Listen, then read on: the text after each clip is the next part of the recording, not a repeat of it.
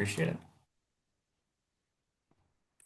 I already said all this, but just saying it because we're recording now. Kent, thank you for joining. We're here today to talk about the work of Tom Kryss, went by TL Kryss, a meat poet from whose work started in the 60s. I'm not an expert on Tom at all, but he was one of my first favorite meat poets when I first really understood that Bukowski was part of a bigger movement. I looked up people, got in touch with Jeff Mazer and uh, just really enjoyed the stuff that I saw from Tom, not just because of the whimsical drawings, all those rabbits and stuff, so cool, but I really vibed with his poetry a lot. And I have some books here from Tom that I'd like to share. But before we get started on any of that, first of all, I'm sorry for your loss. I obviously never knew Tom. I knew him as TL Kryss, and he was just a poet, but I was really blessed to get a hold of you, Kent, and talk about D.R. Wagner and A.D. Winans like after they passed, and other stuff that we talked about. Obviously, it's on in YouTube, and really appreciate you letting us record that.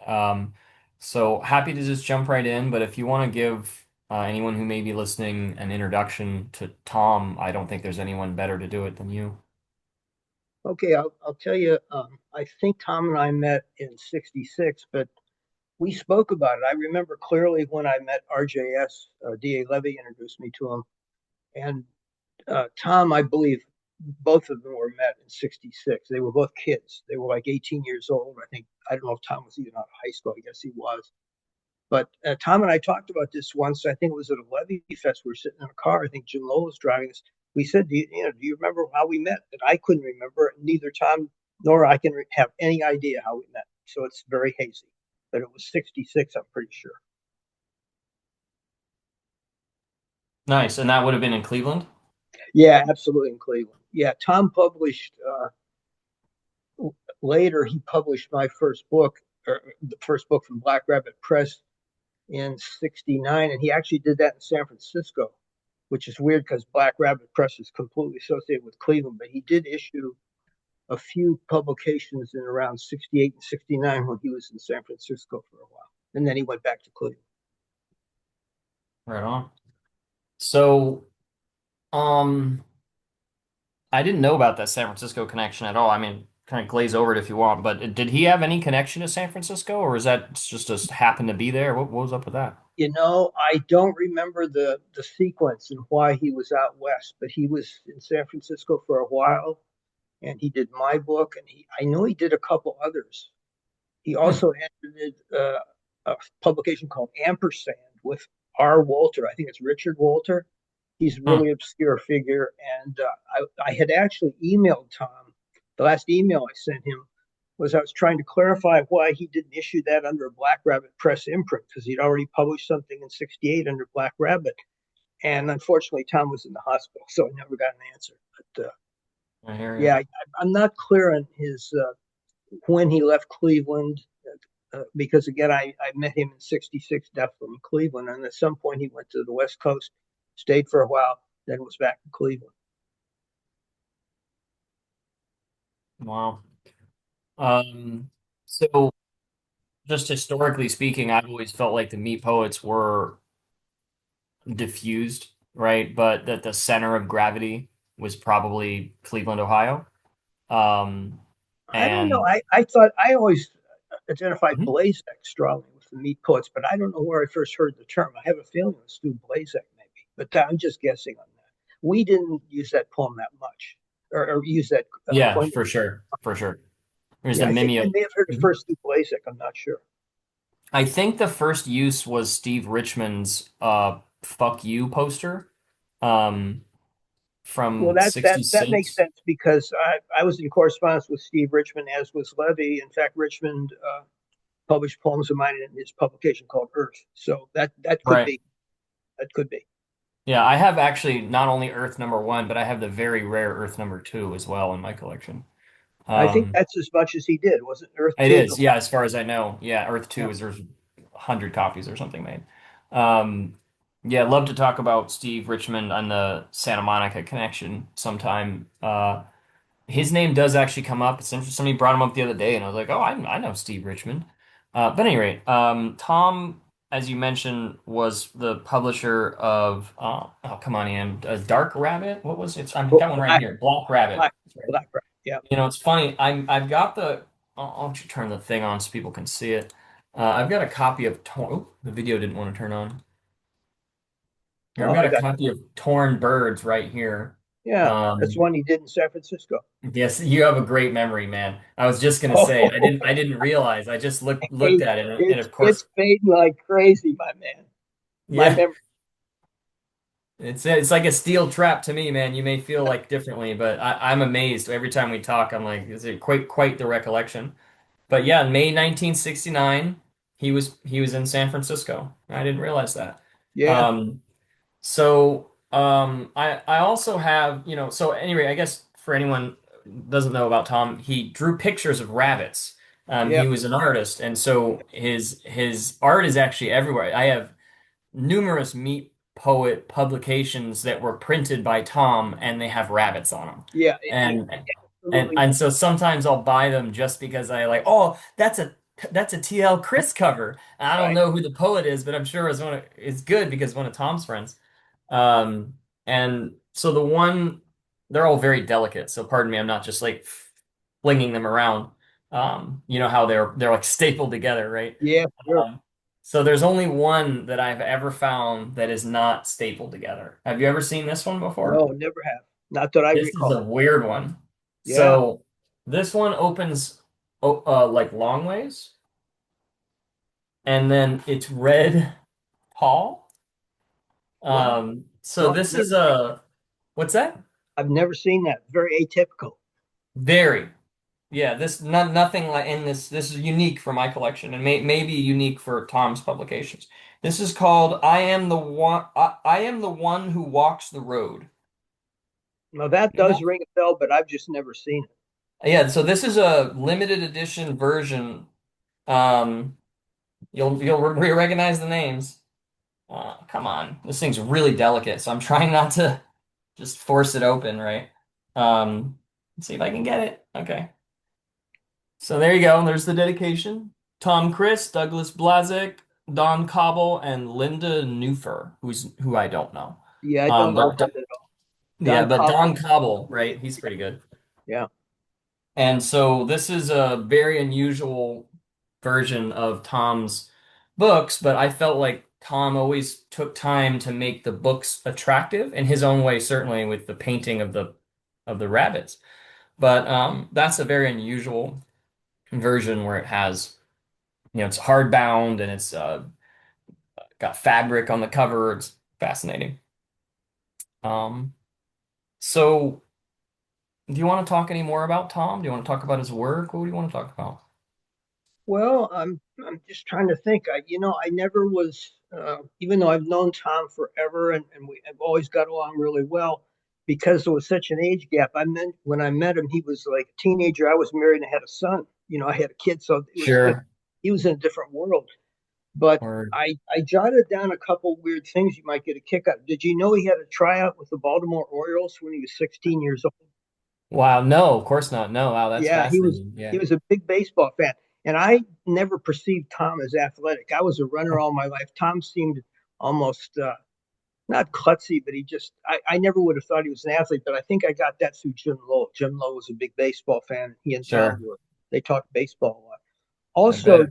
Tom issued a annual Christmas card. I always spelled it Kryss, but he did that. He started that. Well, the first one I got was 72, and the last one I got was last year, 2025, Wow. without a Wow. miss. And that was always handcrafted, usually had the rabbit motif. It was always really, really cool.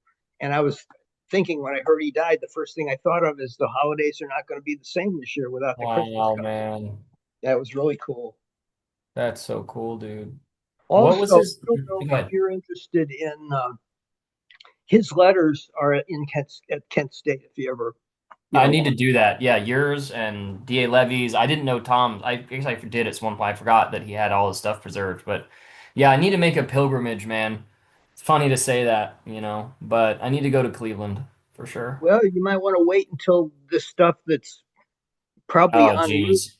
Yeah, Yeah, so it yeah. gets his original archive. It was crazy. He was in his 20s when his quote archive was sold to Kent State. I think Jim Lowell Wow. may or may not have had a hand in that, but Tom was. I mean, usually you're old when you have an archive for sale, and Tom did that and supposedly got a down payment for a house in Cleveland, which Wow, speaks more to man. how cheap property values were than the massive probably. Fair. Yeah, fair. Yeah, fair. It's funny, man. Um, do you know the origin of Tom's fascination with rabbits? I have not a clue. That's I funny, don't man. know that I ever spoke to him about it. It was just that's kind of who he was. And also, this is trivial, but some of the rabbits they weren't all done by Tom. Sometimes Carol and his wife did them. There's a book of mine that has a Carol and Chris cover. It's often mislabeled as Attributed. Yeah. it's actually by her. Yeah, so you have to be careful. It doesn't matter; they're gorgeous, but many times she did work with rabbits that if you don't look carefully or see attribution, you'll think it's Tom's. Nice. Yeah, that's fascinating, man, that you guys could be friends for that long and he could produce that much material and it just never comes up. Like that's just a genuine part of his personality. It's cool, man. Um, it's funny. I uh I have such a fascination with Tom's work that I have recorded myself um s speaking his words, you know what I mean? Like so I can show it to people and send it to people and Cool. I just am such a fan. But when I got to today to look for the stuff, it's a huge collection. I could only find one book. I'm like, what the hell, man? So I have this one. I've torn birds. Um, I could do some readings. But it's funny. My favorite one thing I like about Tom, but I mean, I could never not like it. But it frustrates me is Tom, I feel like was like a vessel almost for these words, and they would, I'm obviously no way of knowing this, but that I feel like he just kind of wrote them autonomically, like they just flowed from the pen because he would have, my opinion, like absolutely 10 out of 10 fascinating, incredible poetry, and he wouldn't title them. He would Mhm. literally, it'd be like 62269. And the first line is tonight the Blue Steel Limousines. And I'm saying, bro, you didn't use that as the title? Wow. Like, and so my favorite poem from TL Kryss, I call Tonight Blue Steel Limousines. But I cannot find it. And it's so frustrating because I flip through, trying to find it and looking at the title. The titles are all 622, 912. Yeah, I did the Damn it, same thing. Tom. I dated poems just by the date back in the Sure. 60s, I guess. Yeah. Yeah, yeah, that seemed to be a big part of the ethos, whatever, of the meat poet. Again, not a unique group, right? It was a diffused group of people doing things all over, and there's a historical term. But it seems like that was like really a part of the creation. It was tough and masculine and not flowery, and these things were meant to be consumed and meant to represent the now and so why does it need a title I think I and did it just because I didn't have a title, so I would just stick the date on it. For many years, I did it. wow, For me, it was just laziness. I didn't have a title. that's funny, man. It's so fun. I'm reading so far into something that's so funny. I always felt like maybe it was like oh come on, Ian, that very very famous female poet who was only discovered after her death. All of her poems are named after the first title. Emma, whoa, come on, Ian. I'm It's not embarrassing drawing. myself. I'm not. I'm drawing a blank. I'm afraid. Emily Dickinson. I Oh, can't. Emily Dickinson, of course. Is Okay, that's who it is, right? It's Emily Dickinson, and yeah. all of her Thinking someone poems are. more contemporary. Sorry. Yeah, no, it's I just man, it took me a minute. Yeah, I'm she was pretty a sure it's terrific Emily poet. Dickinson, right? And Yeah. then all of her poems are titled using the first line of her poem. Okay. And God, I think that's her. Gosh, I feel so embarrassed. But that's mostly how I relate to the meat poets. Like whenever I'm talking about them or reading them, which I don't do it anymore, but I used to meet every Saturday and read the meat poets with my friend who studied with Gerald Loughlin. And Yeah, he's a well-known guy. Jerry, yeah, he's been great. I feel like Jerry's legacy is more of an instructor. But I have met two people who've been influential in my journey through poetry, and they were in his class. I mean, that's how they got into Book, and that's how they got into the meat poets or whatever you want to call them. Literally, Jerry, How who's their old is teacher. he? Jerry died. Yeah, he died. Yeah, Jerry died a while Okay, back. okay. Yeah, I was thinking he was dead, but I yeah. can't keep track of who's alive and who No, I isn't. know, Yeah. man. It's crazy. I think Jerry was about 10 years your senior, and Okay, I think he died about 15 years ago. okay. Well, I just came across his name. I just finished reading. Do you know Lou John Press? Are you familiar with them at all? No. Well, they published a magazine called The Outsider, and they published a lot of Yeah. Bukowski and a lot of Yep. Henry Miller. Yep. And the guy's name was John Webb, and he was from Cleveland. And Hmm. his wife was Louise. I don't remember her maiden name. She was also from Cleveland. I just finished reading an account of theirs. It's written by a guy named Jeff Weddle. It was very, very good, but he mentioned Lachlan quite a bit in that book. Nice. And I've heard Lachlan over the years, but I didn't have any connection with him, but I certainly know who he is. Sure. Yeah. He's definitely one of the early expo I mean, after Bukowski, he was the first meat poet I ever heard of, and it was because my poetry professor in junior college studied under him. And so it was like just handed to me. And she gave me some of his mimeos, one of them, I suppose. And I eventually looked him up like many, many, many, many years later because I never threw it away. And then I was like exposed to all the other people because the scholarship had been done at that point, and Google and Wikipedia and junk like that exists. And so I was able to just type in Gerald Loughlin, and it was like he was part of the Meat Poets, and I'm like, who the hell are the Meat Poets? And that's how I discovered you and Tom and D.A. Levy and all these guys. Um, yeah, I think that just go ahead. I was going to say, where was Lachlan from originally? Because I Long really Beach. didn't know. Oh, that I figured that Yeah. would be why we didn't know anything about it because we felt Yeah, so. yeah, yeah.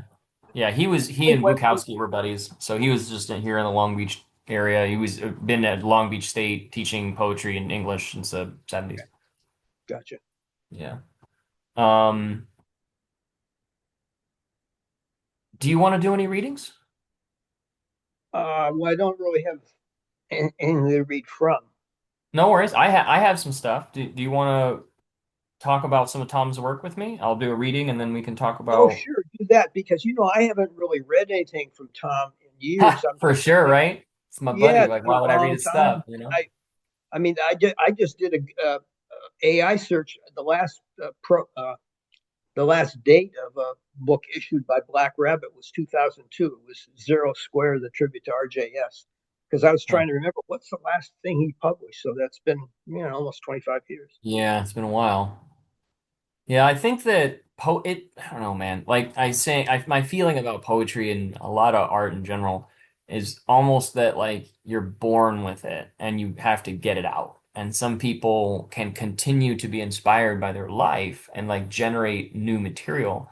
But I think a lot of artists at some point say everything they have to say, jam every lick, and can keep flipping that burger. But I think a lot of people they say what they got to say by a certain point in their life, and then it just stops. And it's Well, not I kind of felt that about Levy in a way. I thought sure. and not necessarily that he'd never write again, but I thought he hit a dead spot. And that's why he Yeah, was so fucked up the year he yeah, died. So, yeah. I hear you, but, bro. I but I, feel strongly that that's why a lot of artists kill themselves because they yeah. feel like they're out of things to say, and the muse is gone, the pen no longer writes, and they have to work, they work hard, and that makes them very depressed and can lead to suicide.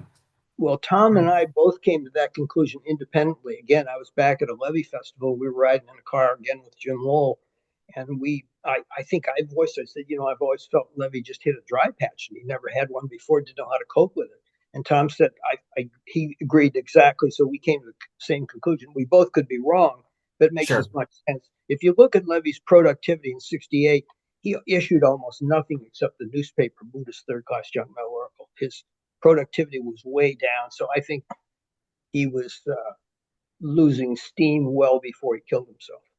Yeah, and his work. I'm here to talk about Tom, but D.A. Levy. I think he's as good as Allen Ginsberg. I think that the work that he created, the Cleveland Underground specifically, um, it's truly transcendent in quality and absolutely master. Uh, just so criminally overlooked. Yeah, he But still is by the literary mainstream. I mean, he's known yeah, as a niche poet, but he's still not in the mainstream at all. So it's yeah. maybe that's where he belongs. Maybe we all belong off on the side. I don't know. I don't know, man. I have been recently mulling over writing a novel based on the Meat Poets and based on, you know what I mean? Just really Hmm. inspired by this stuff. Um, and you know what's funny? What stopped me? I started writing it. I started outlining, you know what I mean? And I started writing.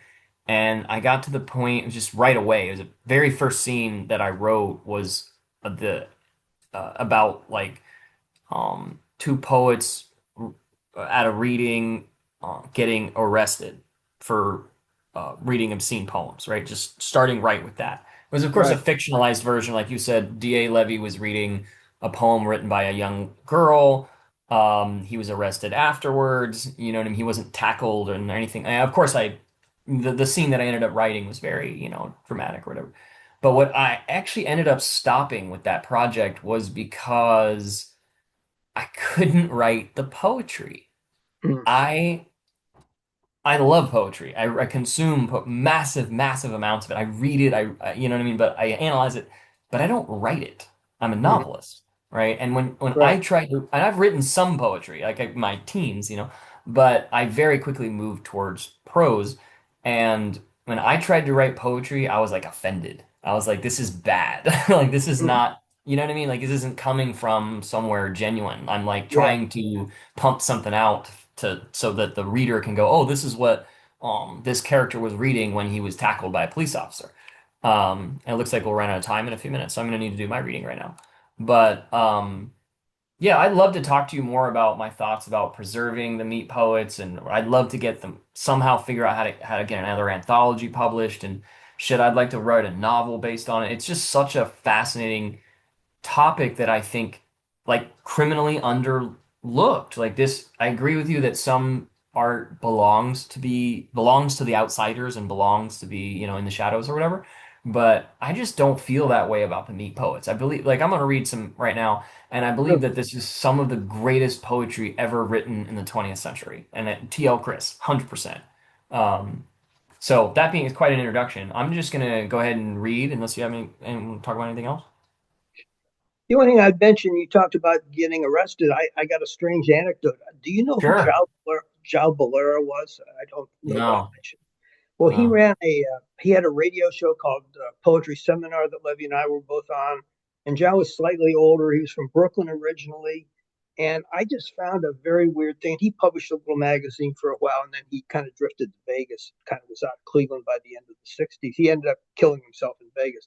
But anyway, I found a weird thing. I haven't been able to find out where it was. I didn't jot it down, but Zhao was arrested for reading obscene poetry in coffee houses in Detroit, Michigan. This is before he came to Cleveland, I think in 61. So this is probably around 1960. I thought it was Wow. so weird. And he never told any of us about this. He never Wow. breathed a word of this. And I found it in some book that was on censorship in Michigan. So yeah, Wow. that was happening back then. Anyway, I wish we had known this aspect. Zhao, for some reason, I would bet that Levy never knew about this, or nobody did. Chow just hid it. I don't know why. Particularly with Levy's troubles, you'd have thought he'd have been telling him in sympathy, "Hey, I went through it too." Anyway, Wow, that is fucking weird, man. That is really strange. But I guess back in the day, dude, you get arrested for wild ass shit and you go to these horrible fucking prisons with rats and shit. Maybe you're just like, just don't even want to talk about it? well, it was broader than I think we thought. It was just specifically, the poets. But I read a history of a club in Cleveland, a famous club called La Cave, and I actually lived within a block or two of it at one point. And they ran into similar trouble. It was kind of an anti-youth cultural thing. There was a guy Sure, that had a sure. head shop named Stanley Heilbrunn. He was arrested for selling drugs to minors or something. LaCave. So all the youthful gathering places were under a lot of police harassment, not just us as poets, but we just knew our little domain was having trouble. But I see now it's much more widespread. Oh, word. Yeah, man. Um, I would say to just do you want anything else want to? Well, all of a sudden your audio went weird. Okay, can you still hear me? Yeah, I could hear you now. For some reason, it just sounded like you were underwater there for a minute. Oh, okay, sure. Sorry about that. No, it's fine. And then here I am. Okay, so I'm gonna do a before we run out of time here. I'm gonna do a reading, and we can talk about it or not talk about it, whatever. Sure. So I really wish for everyone listening that I knew where this came from. I'm really gonna have to find it. Um, but I'd recommend anyone who's interested in TL Kryss, just get anything you can get your hands on. Contact Jeff Mazer, figure out how to get the stuff. It's really, really incredible. So this is, of course, the poem that I talked about earlier. I call it Tonight Blue Steel Limousine, but I believe, is the title is just a date. So Hmm. there we have it. Tonight, the Blue Steel Limousines are lapping along their center strips down the streets, smuggling the moon out of the sky. Syringes of light concealed in their glove compartments and listening to the whispers of tires. I think my friend, who is sleeping in prison, will soon be involved in these larcenies, ransoming his life for those of the moon. Now I pass the long silences in his house, waiting for his woman to return from work. She will take off her shoes at the door. She will walk on her toes through the rooms, her orange cigarette filtering through the darkness for a full minute, perhaps. The traffic will fade, and a frightened bird of water will flow for a full minute, perhaps. The traffic will fade, and a frightened bird of water will rise in one rope. Wow, I don't think I've ever heard that before or read it. Do you know Isn't who that was he surreal? talking about? Levy? Go ahead, please, go ahead. Was he talking about Levy? Do you think?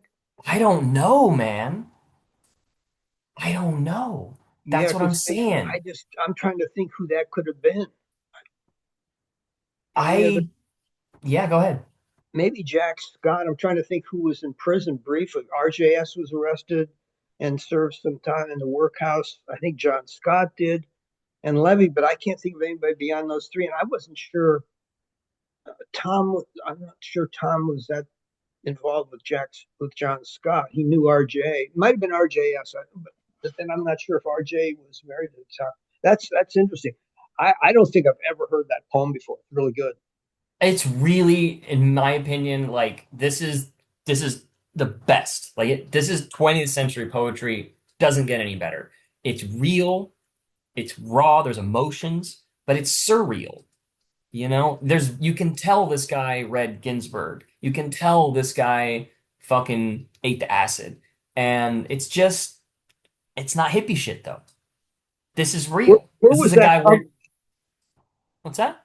Where was that published? What book did I you get? don't know, man. I need Oh, to that's find right. it. You I will get back to you. I promise you. But I have to really literally pull all my mimeos out. I have a huge collection. And I don't have them organized by title. I literally would buy chunks like 10 or 20 at a time from Jeff, and I would just stick them on the next, you know what I mean? And that's like where they just landed, you know? And so I have to go back through it, which is dumb. I just never I don't like to touch them. Like I don't like rubbing them together and stuff. I like Yeah. try to just, you know what I mean? They deteriorate so quickly. So I put them on the shelf and I straight up don't touch them unless I'm gonna read them. Um, so I'll have to find out. I'll put it in the comments section. I'll post this on YouTube and I'll get back to you privately, of course. But yeah, I'm pretty sure this one was written in 1969, um, and published with very little fanfare. Like didn't even give it a title. Just May 5th or whatever. And I think it's genuinely one of the greatest poems to ever come out of the 20th century. Like just this guy is so fucking talented. Um, and like you said, man, I never really put together until you said it that this isn't just surrealism. He probably really was thinking about his friend. And Yeah, I'm taking The sure. Larson, go ahead, go ahead. there's probably someone he was referring to, a real person would be my guess. Yeah, I mean, I took this as surrealism, but I think you're right. That's why this is so special. Like it's saying something, you know? It's not just like look like injecting emotion because art probably really was thinking about his friend, and the larceny maybe have been poetry, you know, ransoming his Yeah. life for the moon. And this is like, this is incredible, man. Just a really talented guy. And I have a bunch of stuff like this. Like I think I have to count, but I probably have about 10 of them that I thought were so good. I have 8 of them that I thought were so good that I recorded myself speaking them so I could upload them and show them to send them to people. Um, so it looks like actually this thing is gonna cut out in like a minute or so, so I don't want to lose you. Okay. But yeah, as a conclusion, I think that some of your friends, Kent, were like some of the greatest poets in the 20th century. And I'm not here to brag, sing, or boast or blow smoke. I just really, truly believe this from the bottom of my heart that the material that came out of Cleveland and came out of the mimeo movement, criminally underrepresented, some of the best poetry ever created by Homo sapiens, certainly some of the best to come out of the 20th century. And I can't move mountains or whatever, but I would like to think that somehow, someday, people will discover uh, you and discover D.A. Levy and discover TL Kryss. It's just so fucking good. And I just think it's somewhere in between Bukowski and Ginsberg, and it's more accessible, it's shorter, less aggressive, you know. Um, Yeah, man, just such a huge fan. And I don't want it to cut out on us, but yeah, do you have anything you want to say about the movement or the people or really anything at all? Well, there is some rumblings. There's a fellow right now that's working on a Levy biography. He's well involved in it. His name is Alex Benedict. I don't know if you've heard of him or not. No. And there's another guy that I've been having video chats with for several years now.